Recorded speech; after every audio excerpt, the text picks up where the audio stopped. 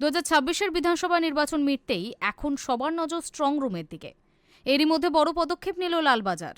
কলকাতা পুলিশের আয়ত্তাধীন এলাকার সমস্ত স্ট্রং রুমের 200 মিটার ব্যাসার্ধ পর্যন্ত বিএনএসএস 163 ধারা জারি করার নির্দেশ দিল পুলিশ কমিশনার অজয় নন্দ। 2026-এর বিধানসভা নির্বাচন মিটতেই এখন সবার নজর স্ট্রং রুমের দিকে। ব্যালট পেপার এবং ইভিএম এর নিরাপত্তা নিশ্চিত করতে কোমর বেঁধে নেমেছে প্রশাসন। এরই মধ্যে বড় পদক্ষেপ নিল লালবাজার। কলকাতা পুলিশের আওতাধীন এলাকার সমস্ত স্ট্রং রুমের 200 মিটার ব্যাসার্ধ পর্যন্ত বিএনএস 163 ধারা, যেটি 144 নম্বর ধারা হিসেবে আগে পরিচিত ছিল, তা জারি করার নির্দেশ দিলেন পুলিশ কমিশনার অজয় নন্দ। বৃহস্পতিবার লালবাজারের তরফে একটি নির্দেশিকা জারি করে জানানো হয়েছে, নির্বাচনের ফলাফল ঘোষণা না হওয়া পর্যন্ত এই বিধিনিষেধ বলবৎ থাকবে।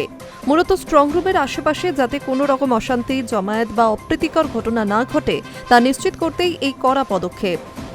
পুলিশের নির্দেশিকা অনুযায়ী নির্ধারিত স্ট্রং রুমগুলি 200 মিটারের মধ্যে 5 বা তার বেশি মানুষের জমায়েত নিষিদ্ধ করা হচ্ছে। কোনো মিছিল, সভা বা বিক্ষোভ প্রদর্শন করা যাবে না।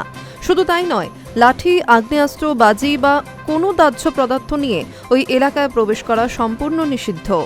যারা এই আইন অমান্য করবেন তাদের বিরুদ্ধে কঠোর আইনি ব্যবস্থা নেওয়া হবে বলেও হুঁশিয়ারি দিয়েছেন পুলিশ কমিশনার।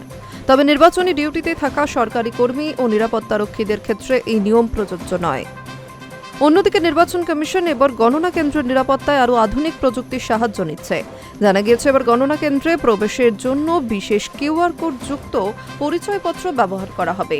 এতে জালিয়াতি রোখা যেমন সহজ হবে, তেমনই শুধুমাত্র অনুমোদিত ব্যক্তিরাই গণনা কেন্দ্রে প্রবেশ করতে পারবেন।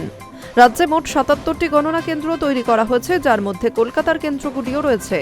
ইতিমধ্যে কলকাতা পুলিশের বিভিন্ন ডিভিশনাল অফিস এবং থানাগুলিতে এই নির্দেশের কপি পাঠিয়ে দেওয়া হয়েছে। স্ট্রং রুম পাহারা দিতে মোতায়েন রয়েছে কেন্দ্রীয় বাহিনী ও সব মিলিয়ে গণনার আগে পর্যন্ত এক চুলও ঢিলেমি দিতে নারাজ প্রশাসন।